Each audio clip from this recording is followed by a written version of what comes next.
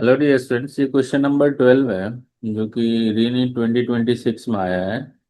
ये फ्लूइड का ही क्वेश्चन है आपका। इसमें क्या बोल रहा है, in the measurement of viscosity of liquid using terminal velocities experiment, spherical ball of the same radius but having a different densities are used.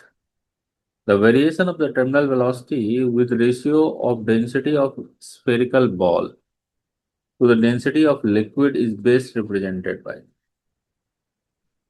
देखिए, आप यहाँ पर केस ये है कि पहली बात तो आपको टर्मिनल वेलोसिटी समझना पड़ेगा कि टर्मिनल वेलोसिटी होता है क्या है। इसमें दो की डेंसिटी पर ये डिपेंड करता है। एक डेंसिटी होता है बॉडी का, जो आपका बॉडी उसमें गिर रहा है किसी भी लिक्विड में, और दूसरा डेंसिटी होता है जो लिक्विड की डेंसिटी होती है।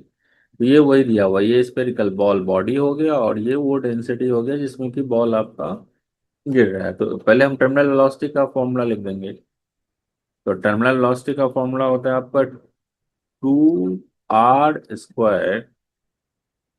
यहाँ पर आपका जो आता है वो पहले मैं फॉर्मूला लिख रहा हूँ जनरल। ये होता है रो एस माइनस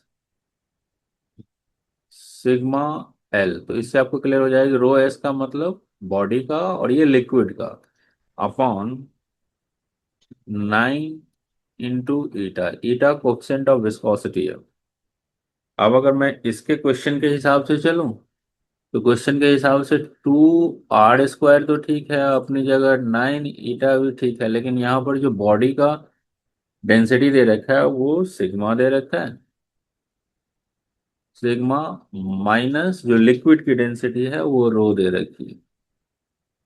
ग्राफ थोड़ा सा इसने ट्विस्ट किया हुआ है, ये कॉम्प्लिकेटेड सा ग्राफ बनाया हुआ है, बट है नहीं इतना कॉम्प्लिकेटेड। जब आप इसको ब्रेक करेंगे तब आपको आइडिया लगेगा। अब इसमें मैं क्या करता हूँ कि देखिए, आपको जो ग्राफ है वो terminal velocity versus sigma by rho का है। तो पहले हम इसको सिग्मा बाय रो में कन्वर्ट कर लेते हैं। तो सिग्मा बाय रो में कन्वर्ट करने के लिए मैं इसको क्या करता हूँ, सिग्मा रो से ऊपर नीचे डिवाइड कर देता हूँ।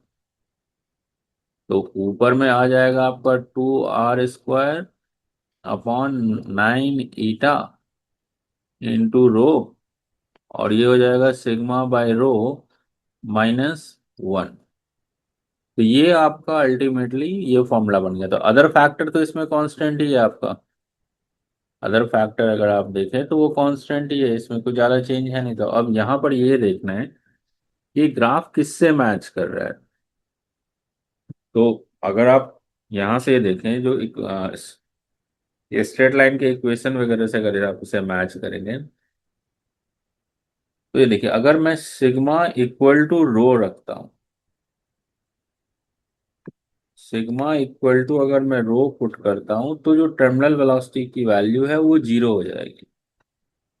अगर सिग्मा इक्वल टू रो है, क्योंकि ये आपका 1 हो जाएगा कैंसिल होने के बाद, ये पूरा का पूरा टर्मिनल वेलोसिटी जीरो हो जाएगा। तो इस ग्राफ के रिकॉर्डिंग अकॉर्डिंग जो जीरो वाला कंडीशन है, जहाँ कर कि आपका सिग्मा 1 आपका आ रहा है वो है 1। इसलिए इसका जो आंसर हो जाएगा वो 1 हो जाएगा।